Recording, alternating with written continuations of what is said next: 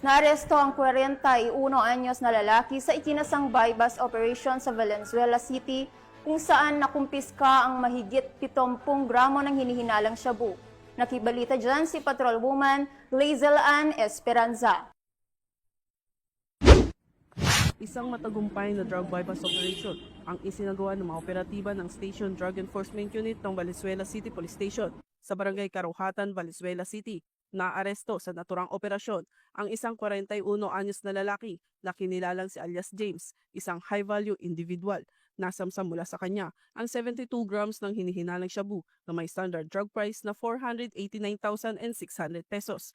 Ang mga nakumpiskang ebidensya ay agad na isinailalim sa pagsusuri ng forensic group sa Camp Frame, Quezon City. Matapos ang pagkakaaresto, dinala ang suspect sa Valenzuela City Medical Center para sa kaukulang medical na pagsusuri. Sa kasalukuyan, siya ay nasa kustodiya ng Valenzuela City Police Station para sa masusing investigasyon at tamang disposisyon.